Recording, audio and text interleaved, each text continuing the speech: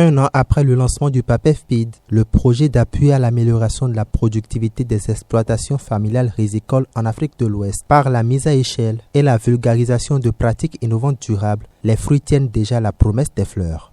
Une fois encore dans un cadre sain, agréable et idyllique, les responsables du CCRB, le cadre de concertation des riziculteurs du Bénin et de AGAC, l'association agroécologique d'action communautaire, se sont réunis pour se présenter avec d'autres pays de l'Afrique de l'Ouest, dont le Niger, le Burkina Faso et le Mali, les résultats du PAPEFPID.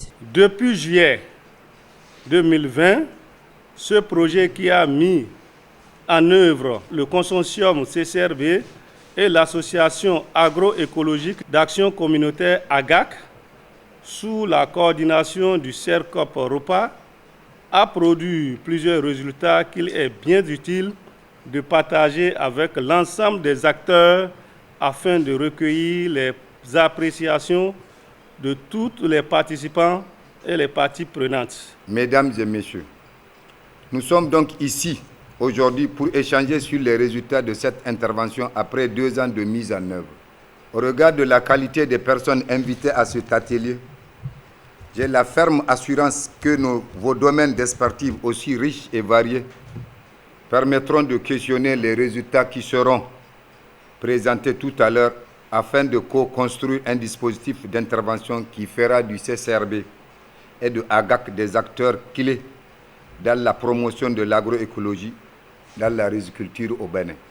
Après une visite guidée de la ferme École Saint, plusieurs activités ont meublé cette rencontre de partage d'expériences, dont la présentation des résultats d'activités du CCRB, notamment celle de l'urée enrobée à l'huile de Nîmes, dans le cadre du PAPEFPID, et les résultats d'expérience de l'engrais organique, qui est le thé de vermicompost. Afin de toucher du doigt les résultats concrets de l'expérimentation du thé de vermicompost, une visite de site a été effectuée dans un champ école paysan dans la commune de Wenhi, village Haricon, pour pouvoir apprécier.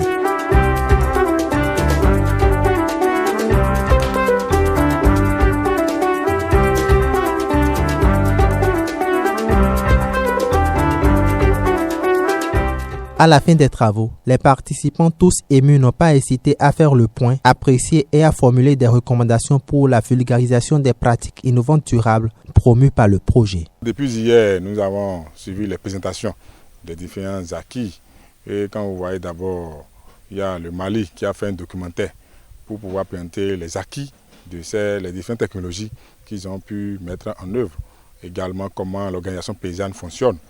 Et le Bénin également a présenté ses résultats par rapport aux innovations. Ce matin également, nous avons fait la visite de terrain. Et vous avez vu l'essai que nous avons à Haricon, dans la commune de Wenhi, qui permet également de comparer ces innovations aux pratiques paysannes un peu améliorées. Entièrement au niveau de la ferme où nous sommes aussi aujourd'hui, ils ont un dispositif qui est quand même très approprié. Ils sont capables de produire réellement ce thé-là, et même le vermicompost. Donc les outils, la technologie, il n'y a plus de problème par rapport à ça, même en quantité comme en qualité. Aujourd'hui, les engrais ont commencé par coûter cher. Si on peut développer un engrais organique qui nous permet, même si on n'a pas la quantité totale pour appliquer sur l'hectare et une partie pour compléter l'engrais qui, même si on a l'argent aujourd'hui, on n'en trouve pas avec la guerre. Si on peut avoir ça. Il y a un programme comme ça qui est en train de nous développer un engrais organique que les producteurs peuvent utiliser. Nous, vraiment, on ne peut qu'encourager ce programme-là. La deuxième session du comité de pilotage du PAPEFPID s'est tenue à la fin des travaux. Sous la coupole du CCRB, le projet est financé par le ministère de l'Environnement et le ministère des Finances de Luxembourg par le biais de SOS Fin pour une durée de 3 ans.